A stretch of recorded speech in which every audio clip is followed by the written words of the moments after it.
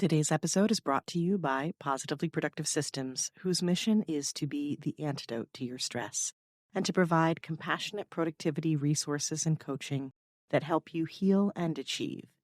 Be sure to check out both free and paid resources at positivelyproductive.com/resources. Just remember one of those moments where you were absolutely scattered. So imagine that moment, and whether that was yesterday for you or a month ago or a week ago, but think about, did you get anything done on that day? Most of the people that I've spoken to who've been in that state did not do anything that we would define as being productive.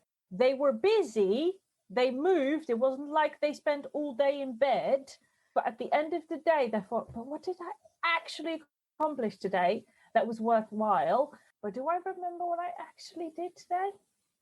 No, can't think of a thing. And most of people would say to me, I don't believe I did anything, but I'm so tired because I have been busy. So it is really stepping back, taking a breath, and to really stop and pause, which is one of the most difficult things that I find entrepreneurs have challenges with.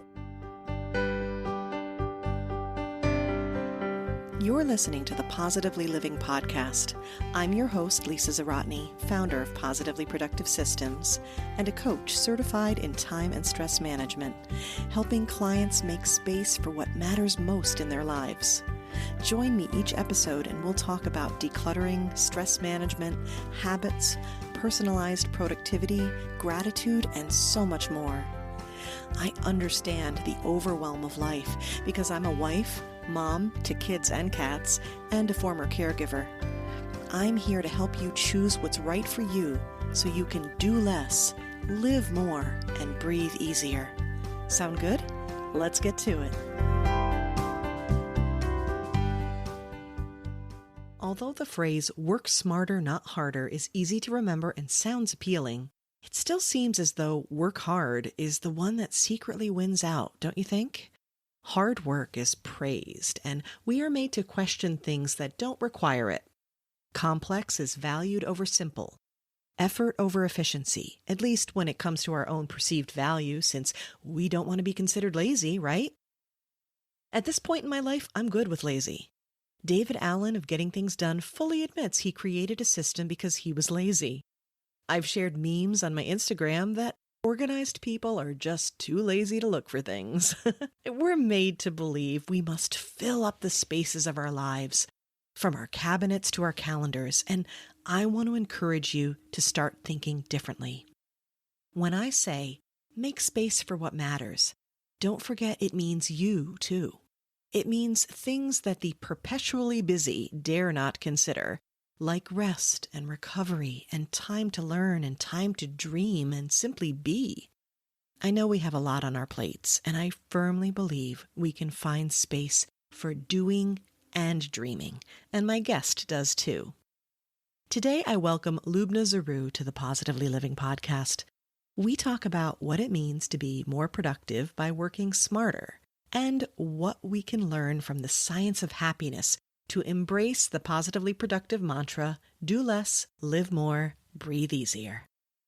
Loubna Zarrou is an international best-selling author, certified professional speaker, and multi-award-winning strategic dynamo who is globally recognized for her extraordinary skill of being able to mentor entrepreneurs to gain clarity, focus, and momentum with lightning speed.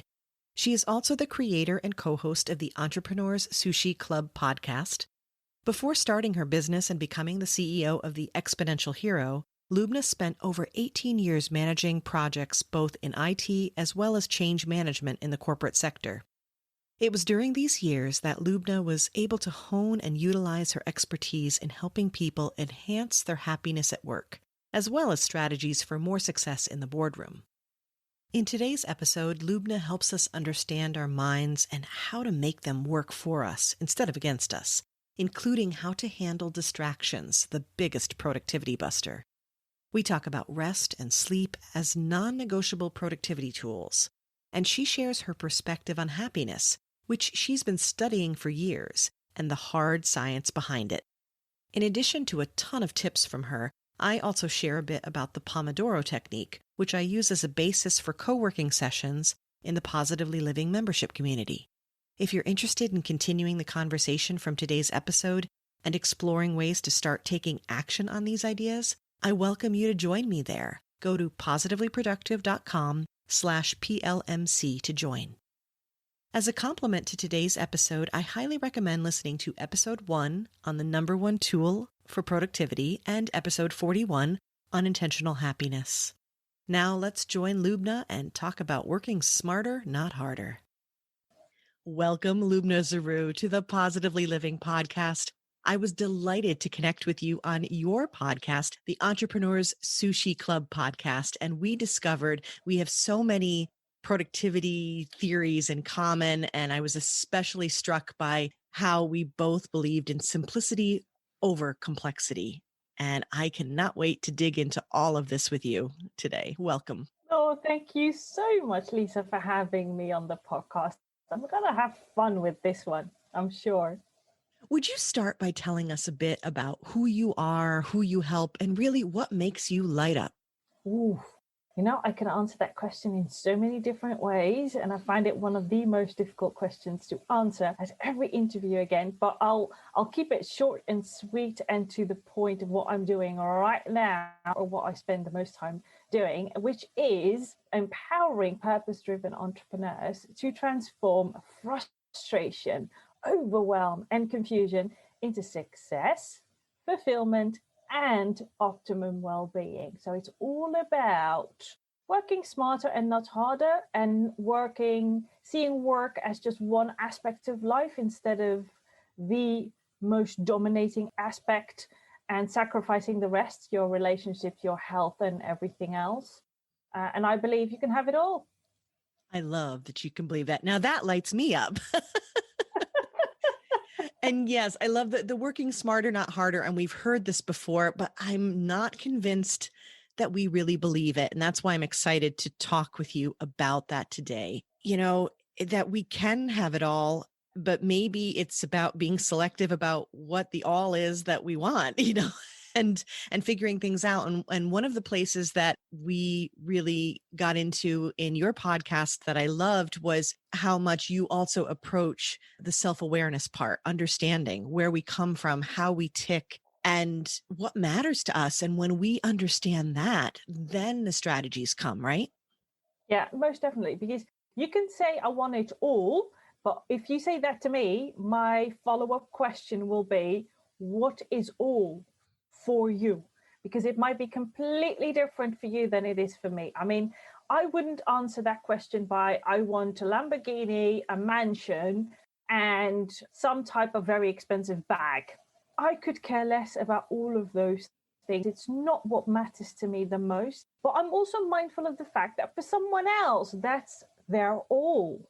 And go for it if that is what lights you up and you would love to do that. I mean, I've had friends who said, oh my God, I so want to drive a Porsche. And I'm like, I can't imagine ever wanting to do something like that. But for them, that was if I can own a Porsche and want to drive that would light me up. That's what I aspire to have someday. And if that is what gets you going, oh my God, go for it. I mean, really. So the very first part of self-awareness is, if you want to have it all, define all. And whatever it is for you, don't let anybody else tell you that should not be your definition of all. Yes, unapologetically, right? Claim it, whether it's that mansion, the private jet, the Porsche, or a little flat. Whatever it is. And it's funny because I think as entrepreneurs, there's this conversation about, or especially I think in the circles that I'm chatting with women where I'm not in it for the money. Why not? Why not? It's about your purpose. It's about what matters to you. When I say make space for what matters, right? It's what matters to you.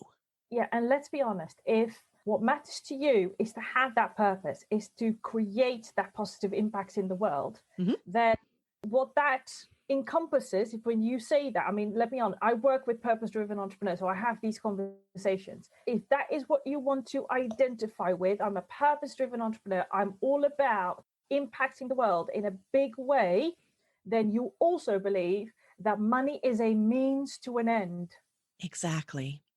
And that means, as a purpose-driven entrepreneur, you are about the money because it's your means of creating a bigger impact as a purpose-driven entrepreneur. So you can't tell me you're not in it for the money. You are. You're a purpose-driven entrepreneur. You're in it for the money because that is the means, one of the means that will help you create that massive impact in the world. That's right. And I think this falls into that category of the stories we tell ourselves, or the stories that are constantly perpetuated, right? And my favorite thing to say is, you are this incredible, heart-centered, purpose-driven entrepreneur. You're amazing. These are women that I coach as well. And I said, so all money will ever do is amplify who you are and what you bring to the world. Exactly. It's another tool in your toolbox. So don't be afraid of that or anything else that you are trying to achieve, because what you were describing about what this all is that you want, that's your motivator. That's what drives you. Yeah, and I think that there's something about what's behind there. I'm not about the money. For a lot of the people that I've spoken to, it is, I don't want to be seen as a money grabbing person. Exactly. I don't want to be seen as a money driven person, which it has a negative connotation for most people. As soon as you start, I want to make 7 figures, you've got at least a couple of people that are looking at you.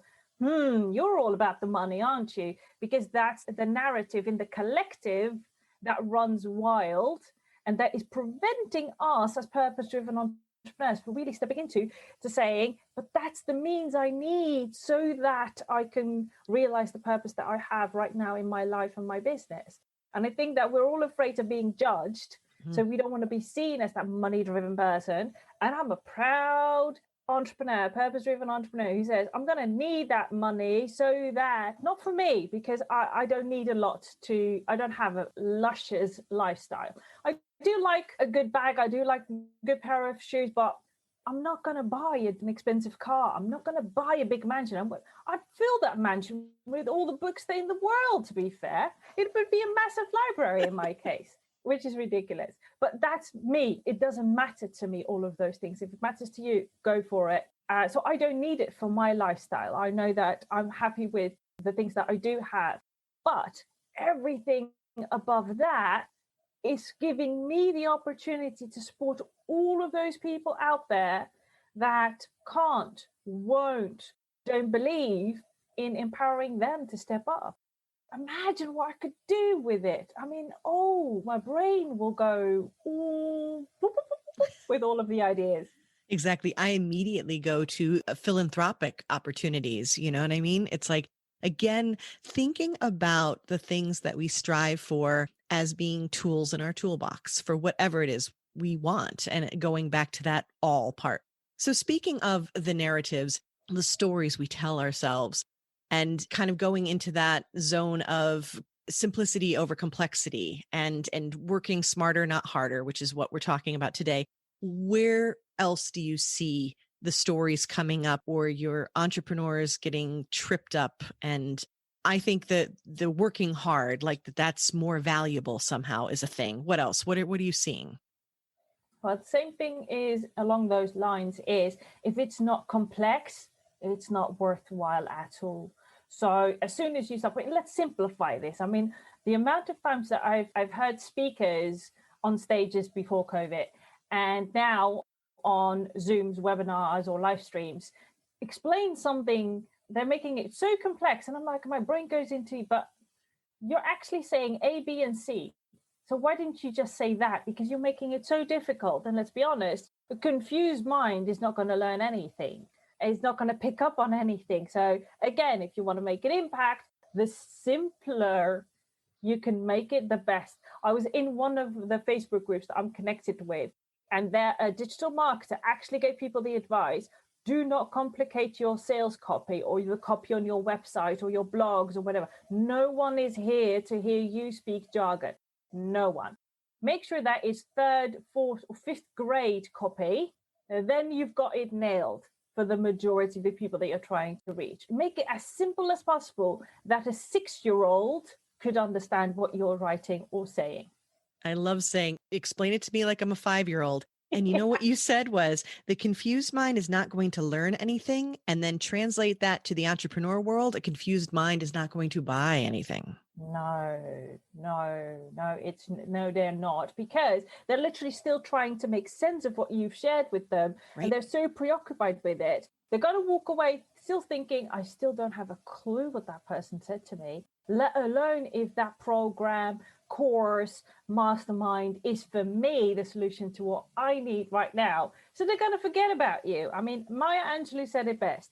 People will absolutely forget what you said or did, but they will never forget how you made them feel. So if what you're creating into the world is making people confused, you've already been forgotten. I'm sorry to say. Ooh, all right. I'm just taking a moment to mic drop there. So true. It's so true. And right there, it's the confused mind. And you know what else in life? Don't we have enough going on? Oh God, I mean, let's be honest, and especially during a global pandemic. I mean, I don't know about you, but stress levels are high. People are really like, oh my God, I'm panicking. So they're already in a state that is not ideal for making any type of offer, even if it's just support without exchange of money. Because people are inundated, they can't take anything more. They're already in that state. So what people are looking for now is someone to rescue them, with quotation marks. Someone who will say, there is hope. I can guide you through this period of time. You can do something. There are still opportunities for you to do the work that you are meant to be doing. And if only people say, you need my course or you need my program and I will save you and make you 7 figures. People are like, I just want to be able to buy my bread tomorrow. Yeah. I want to be able to go out and see my friends and things like that. And so there's that support that they need. And, I think this idea of simplifying.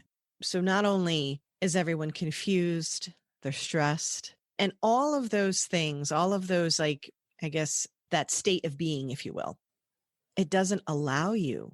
And this is for us or the people we're trying to help, mind you. It doesn't allow you to focus, to be creative, to troubleshoot, to show up your best. Absolutely. I mean, I'm not in a confused state right now as we're talking on this conversation, but just remember one of those moments where you were absolutely scattered, you're confused, you woke up but thinking, okay, where do I start? I have no idea. So imagine that moment, and whether that was yesterday for you or a month ago or a week ago, really doesn't matter. But think about, did you get anything done on that day? Did you get anything done? Most of the people that I've spoken to who've been in that state did not do anything that we would define as being productive. They were busy. Yep. They moved. It wasn't like they spent all day in bed, but they moved. But at the end of the day, they thought, but what did I actually accomplish today that was worthwhile and moved the needle in my business or created any type of difference in the world or impact? And it could be the smallest thing. But they all felt, I've done all of these things. Mm-hmm. I've used up my energy, but do I remember what I actually did today? No, can't think of a thing. And most of people would say to me, can't think of a thing that I actually achieved today. I don't believe I did anything, but I'm so tired because I have been busy. In that mind, in that state, you won't be able to focus. You won't be able to even get your brain to support you in focusing and getting anything meaningful done. So it is really stepping back, taking a breath or 2 or 3 or 4 or 5, however you may need to quiet that monkey brain of ours, and to really stop and pause, which is one of the most difficult things that I find entrepreneurs have challenges with. Yeah, I think anyone who desires being productive, I even see it in my teenagers, like, I have to get it done. I have to get it done. It's like, but are you really getting it done? Or are you like spinning your wheels? Are you like on the computer when you're trying to download something and that circle is going around on your screen and you're like, no, that's how we feel, right? Yeah. And that is the sign that you do need to pause. You do need to take a deep breath. And give yourself a chance to figure out what the right next thing is to do. I often say that overwhelm isn't just about having too much to do, but also about not knowing what to do next. Yes. And considering we live in a world of distraction, if you Don't we? put yourself into the mind of, I have to fight all of those distractions, you're putting yourself against a losing battle. You're going to lose. I'm sorry to tell you this. You are going to lose. I can guarantee. There are just too many. So don't try to fight them off. You'll only set yourself up for failure if you do so. It's better to say, okay, how can I ride the waves that are called distractions? How can I use distractions to my advantage? How can I plan for distractions in my day? Because all your brain wants is to know that it's going to happen. So if you plan in your calendar, very simple tip is plan in your calendar a 15-minute distraction slot. What you're telling your brain is you got to play in distraction land for those 15 minutes. Even if those 15 minutes are in the evening, so later in the day, your brain is calm because it knows, okay, distraction time is then and not now. You will help your brain to, okay, now we need to focus because then we can get distracted. It's not a guarantee. It's not the only strategy that will help you against distractions, but it will help you as long as you commit to practicing it long enough for your brain to get, oh, this is the new program that we're running from now on. I love that it's a purposeful, intentional, built-in distraction time. So what you have here is delayed gratification, right? Correct. Right. So you're saying, hey, it's okay. You're going to be distracted. You can watch all the cat videos you could possibly want, but not right now. Then Not now. stay here, stay with me. This is similar to the Pomodoro technique. Yes. Which I lead in co-working sessions in my membership. And this idea is, in this particular case, it's 25 minutes of focused work, and then you get 5 minutes. And, I specifically say to those I've guided, no, literally like scroll your phone now for this 5 minutes. Do not think of work. Do not look at work. Do not touch work. Find every, meme you possibly can, or go wander, you have to have those delineations. You have to have true breaks. I find that we talk about mindfulness and being in the moment. And I think we struggle with that because when you're trying to do work, you're thinking of other things. And when you're doing other things, you're like, oh, I should be working, right? Yeah, but it's our brain. Our brain is a mind-wandering supercomputer, and it is more powerful than the conscious brain that we all know. And because that part is smaller and works way slower than your unconscious brain, which is the actual pilot of the plane or the bus driver or the race car driver or whatever rocks your boat this moment in time. That's the part of the brain that is in charge. You can't fight that part of the brain. It's faster than you can ever imagine.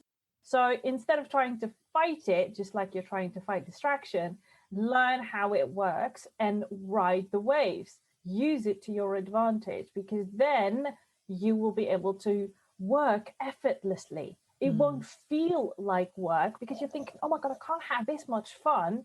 Other people call this work. I call this fun. I love that. I love the Oh, fun. yeah, I Okay, know.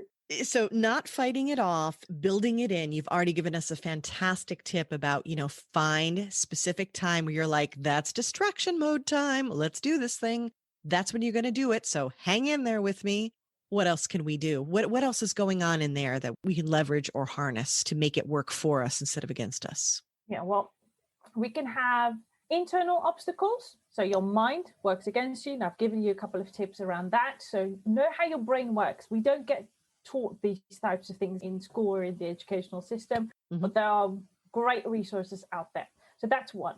Number two is, if you've ever had a personal trainer or you've been to a gym in any way, shape, or form, they will advise you get your workout on Monday, then use Tuesday as a rest day so that on Wednesday you can do your other workout.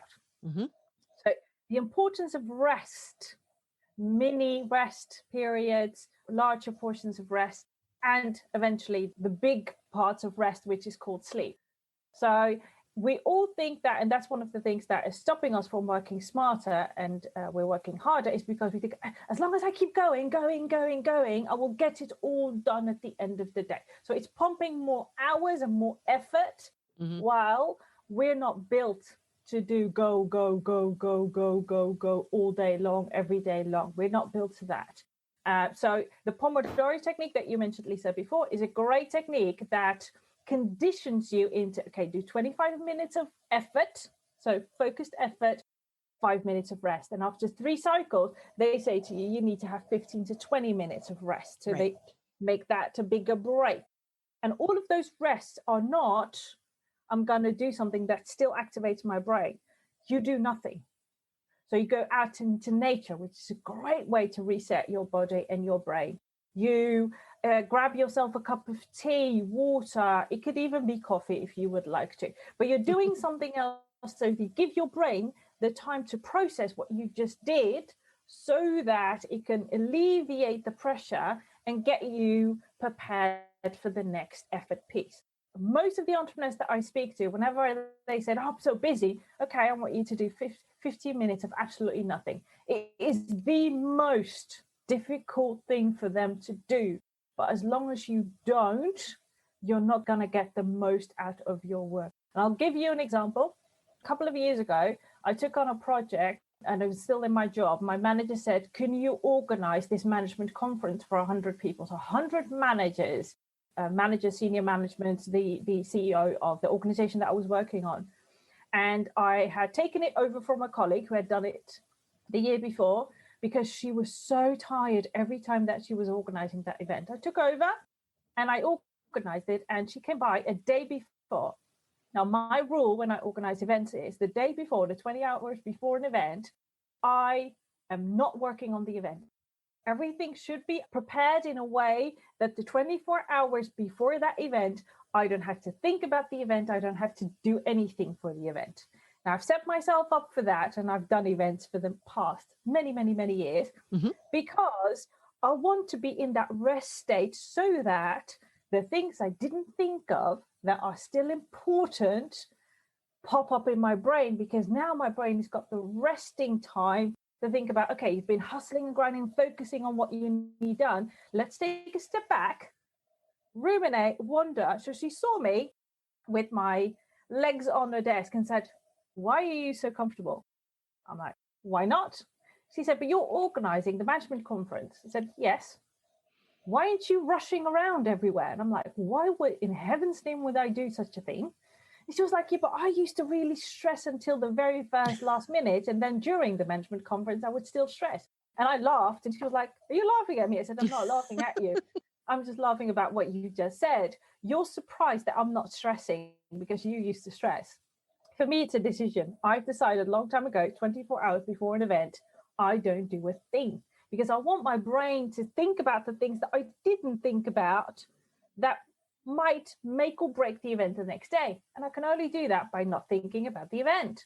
So I'm relaxed. I'm having my cappuccino, which I absolutely love, and telling my body and my brain, this is relaxation time. There is nothing to be worried about for that event in any way, shape, or form. Everything is set up the way that I want to. We can relax right now and just enjoy this time. And she was like, you've got to tell me your secret, because I've never been able to do this ever.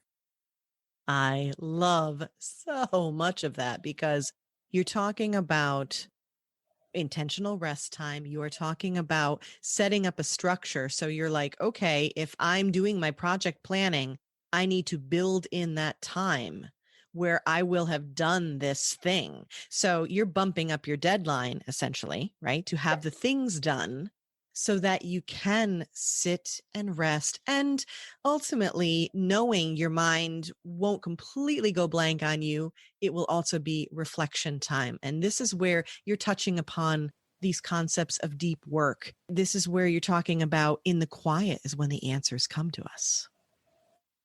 Yeah. And in my experience, sometimes nothing happened, everything was set up great. And sometimes I get the most brilliant ideas that would absolutely enhance the experience of the people attending that event, or any project whatsoever. I mean, I use this rule for almost everything that I do. some of the most brilliant things that happened, I get in that period of, okay, let's not think about it. Everything is set up like I wanted to do. Now, everything can happen as we planned it to happen, and everything we did not plan can happen also, but I'm prepared for it. I can do this. The most brilliant ideas, really the most brilliant ideas, in such a way that the next time, whenever the other people were with us, like, oh my God, how did you do this? Where did you get this person? Or, oh, this was one of the greatest management conferences we've ever had. All of them happened because of that strategy. So that's another one. Make sure that you rest and use the 3 categories. So small rest, whether it's 5 minutes or 10 minutes, then do a 30-minute slot during your day. So you're going to have multiple rest moments during the day, even if it's just to breathe deeply in through the nose and out of your mouth, which is about 2 minutes if you do it correctly. That's all it takes to reset your brain and go back. And the largest. So think about your sleep. Research shows that every adult, and I'm going to nuance it, almost every adult, because there's a very small percentage in the world that can take on average 5 hours of sleep at night, but there's a very small percentage. I'm not in there. I'm not in that percentage. I'm not also. If I don't get my 8 hours sleep, people do not ask me anything complex, because you won't get an answer. Yeah. At least not one that makes any sense. So every adult needs on average 8 hours of sleep. And if you're thinking, oh, if I just get through this week, I will get my sleep in the weekend, I can tell you, research shows us that you won't. You can't catch up on sleep. You've just deprived yourself of the possibility of doing productive work, meaningful work, by sacrificing sleep. So if there's anything you take away from this conversation, one thing, sleep is sacred. Get your 8 hours of sleep no matter what. And I'm mindful of the fact that if you've just had a child, that might be one of the most difficult advice that I've just given you, because they get up every 2 hours. I get it. But for the rest of us, get your 8 hours of sleep. Do not sacrifice your sleep. You will just damage your productivity and performance in ways you can never, ever get back. There you go. And you heard it here in such an important way, that you cannot get it back. And I think that's so critical, because we can talk about sleep. We can talk about taking naps, which I'm pro nap. And sometimes that's what we have to do. Work with what you got here. Yes, if you have a small child, or you just got a puppy, or, there are things that are interrupting your sleep that can't be helped. Do the best you can with it, but also acknowledge that, okay, we're going to intentionally build in maybe longer rest periods during the day. And then next step after that, right? Find the times when you're most productive, when you're, most there, and do the complex work then, right? Yeah, most definitely. And that ties in with the sleep. Know your chronotype. That's the label, that is the concept we're talking about. So, and the distinction that most people know is, are you a morning person or a night owl? Right. Well, there are actually 4 types. So it's really important to discover your chronotype. And there are free tests you can do on the internet if you don't know. Or you want to know from a test perspective, instead of you thinking you're a morning person, while in actual fact you might be a night owl. Do that test to discover. Again, well, piggyback to the beginning of the room. That's why I love self-awareness. The more you know about yourself, the more you can create your own user manual and start working in that ideal way of working for you, because you can get the most out of that if you do more of that most of the time. So discover your chronotype. And if you Google chronotype, you'll probably end up with the chronotype quiz of Dr. Michael Bruce, who is a sleep expert. Great one. He's done a massive amount of research on sleep, and he's the one that has discovered the 4 types, and he's named them after animals. I will locate that. I will find that link, put that in the show notes. I love that idea. Again, it comes back to, like you said, the self-awareness and knowing what it is that, you need to show up the best way possible. And then having all of that then allows you to take the next step and create the boundaries with other people and so on and so forth. But I want to make sure we have enough time today to get into something that, when you talk about lighting me up, I was like, she works with the science of happiness. to ensure that we work smarter, not harder. And my head's like exploding, like with excitement. So please, let's talk a bit about the science of happiness in all of this Yeah. context. Yeah. And now I have to be honest. If you had told me that happiness, there is science to happiness a couple of years ago, I would have laughed in your face. Sure. My background is I worked in IT, so the zeros and ones environment for almost 15 years. That's what I know. So it has to be factual, it has to be process oriented, and you have to be able to hold on to it. It has to be very tangible. Right. But I do also have a creative side to me. And that's how I discovered that there is a science to happiness. It's not woo-woo, it's not soft, it's very hard science happiness. There's a vast amount of scientific research on happiness, on well-being, and subjective well-being. And purely from an economic perspective, happiness has been studied for more than 40 years. Wow. More than 40 years. That is longer than I have been on Earth. If you look at it from a philosophical perspective, we get into the hundreds of years. So there is so much scientific, so it's proven to work for most people, strategies that you can use that can make your life happier, more fulfillment, more focus on well-being without the sacrifice on all of the other aspects.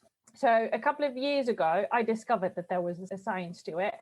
And I also discovered that my university, my alma mater, so to speak, has an executive program on the science of happiness and teaches you that science from different perspectives. So economics, psychology, philosophical, sociology, you name it, we've looked at that topic from all angles. And I've also done a certification program on the science of happiness at work because I'm fascinated about how can we incorporate this more in the context of work.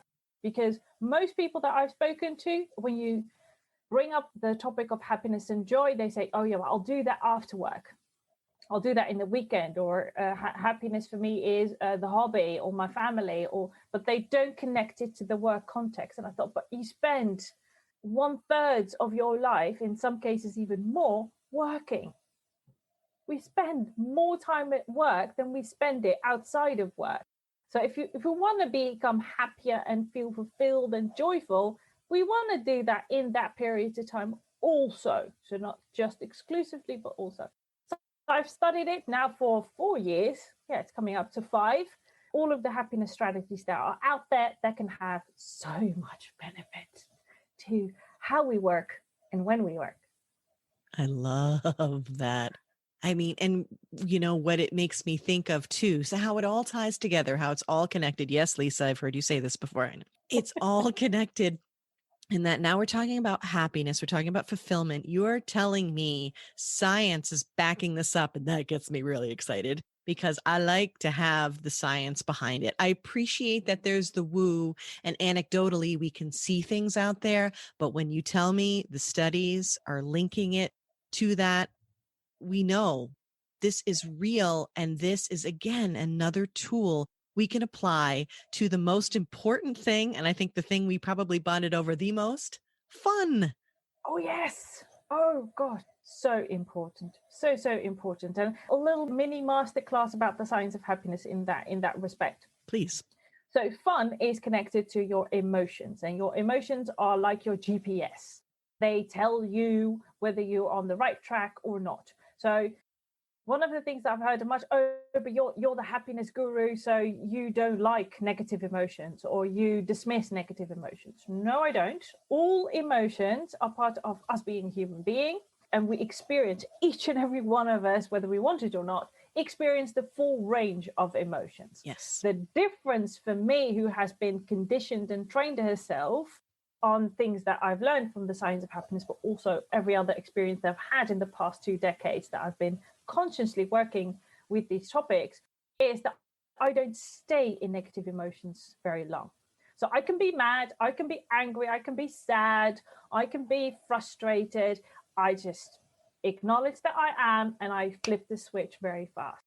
Most people stay in those negative emotions for very long, which impacts their state, which they bring into their whole day, which impacts their performance and their productivity. That's basically what happens in a nutshell, not making it complex, but very simple. I love that. And it is that simple, because remember, simple doesn't always mean easy. It does take a practice, but like in your case, you have built this muscle. You have done this practice. It's like in my gratitude group, we practice gratitude because it is like building a muscle, and you get better and better and better at it. And so then it's not that you don't go into the negative. It's not that you don't suffer. It's not that you don't experience the full spectrum of life. And we need to, and we do as humans. It is that your resilience builds so that your recovery time is faster. You snap out of it faster. Again, be there where you need to be. Rant if you need to rant. Grieve when you need to grieve. Feel all the feels. But when you are able to use these beautiful tools to step out of it, then you get into that creative and troubleshooting mode where you can come up with solutions if in fact it's a situation that requires solutions or whatever it might be. I do not know who to attribute it to, but there's this saying like, if you're going through hell, don't stop and build a house. You know what I mean? Well, I can give you an example. Maybe that will help those of you that are listening and thinking, how does this work? Mhm. And the example I'm going to use is a very extreme example. So bear with me. Okay. Viktor Frankl written a book. Now he's a Holocaust survivor. Mhm. And what he did is write a book about his experience in that time. So he survived the Holocaust. He was in Auschwitz. And his book, Man's Search for Meaning, I would highly recommend that book. It is a great read, and you will really learn how someone who's been in the most horrific circumstances, most of us can't even imagine as we are today, how horrific that must have been, really says something around, I'm not paraphrasing because I don't remember the exact wording, but he says, other people can take away everything from you. What they can't is your freedom, your inner freedom, your mind's freedom. And he said that the people that survived those horrific circumstances are the ones that tapped into meaning. So what mattered to them that they could visualize on a daily basis, even though they were in the most horrific circumstances that you could ever imagine, they could still tap into that. But this is what matters to me. I can connect in my mind's eye with that. Those are the people that survived. Those that were only thinking, I'm going to die, I'm not going to survive this, that's exactly what happened. So if you're thinking, if someone like that can survive those circumstances, with all due respect, what's our excuse? Anyone has the autonomy of their mind. They can take away everything, your clothes, your dignity, your physical freedom, but they can't take away your mind. And it's a very powerful supercomputer. If you know how to use it, you can survive anything, and you will go through horrific circumstances. You can have so many things happen to you. But psychologists now deem there is, next to post-traumatic stress syndrome, you also have post-traumatic growth. People that have not only survived, but thrived from some of the most horrific circumstances they've ever been. Well, you have just beautifully described, to the point of giving me goosebumps, mind you. You've described two keywords that come up on the Positively Living podcast so many times with such good reason. You've described hope and choice. Correct. I love that. I think that is a beautiful place for us to wrap up, don't you? Oh, and most definitely. I mean, I could keep talking, but we'll be here for another couple of hours. I'll just have to have you back. It's as simple as that. This has been fun, but let's keep the fun going just a little longer with a rapid wrap up. Are you ready for me? Let's go. Okay. The song that always makes me dance is Happy, Pharrell Williams. Yes, I love that song. Okay. How about the quote or mantra I share all the time? Maya Angelou. People will forget what you said, what you did, but never how you made them feel. Beautiful. And you offer a lot of awesome quotes on your social media. You have to follow her. I love it. What was the latest one? Jack Canfield. It was like, if it ain't fun, don't do it. Oh yeah. Oh, I just love that. I thought, okay, you're a man after my own heart. Absolutely. Okay. And the resource book or app that makes my life easier. Oh God, you have any idea how many of those I can name right now? There is not one. A bajillion, right? Exactly. What's the first one that comes to your mind that you're just like, I do not ever want to delete this from my phone? Well, a book. And because we've been talking about the power of the mind, Yes. I would say The Growth Mindset by Carol Dweck. Excellent. I love that. I feel like, did she do a TED talk or is there Yes. some? Yeah. Okay. I will also find there's one episode where we talked about this that I linked to the TED talk. I'll find the link to that as well. But the growth mindset. Excellent. And last but definitely not least, let's share a little gratitude. What or whom are you grateful for today, Loubna? Oh, there are so many things again that I have to make a decision. I'm grateful to be healthy and surrounded by family. Beautiful. And I am grateful for you that we connected, that you came here today to share your gifts with us.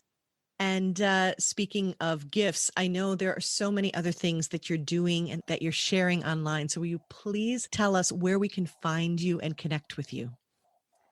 Well, one of the ways you can connect with me, I have a community on Facebook called the Exponential Heroes Hub, a community for purpose-driven entrepreneurs. That's my inner circle where we can share more and go deep dive on the things that I've shared here with you today. Then you can follow my business page on Facebook. You can find me on Instagram, LinkedIn. Usually what I say is, what's your playground? Which one of these platforms is your playground? More than likely to be on one of them. And the latest is, of course, Clubhouse, where you can directly have conversations with me. Yeah, that has been super fun. Okay, I will make sure to have links to find Loubna in the show notes. And I want to thank you so much for shining your light in this world and for sharing it with us. Oh, Lisa, thank you so much for having me. It's been fun.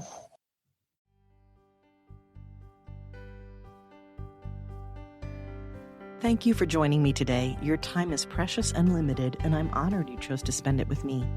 If you have feedback, questions, or want to schedule a chat, head to positivelyproductive.com/connect. And if you are looking for any of the resources referenced on the podcast, from books to products to training and more, go to positivelyproductive.com/resources.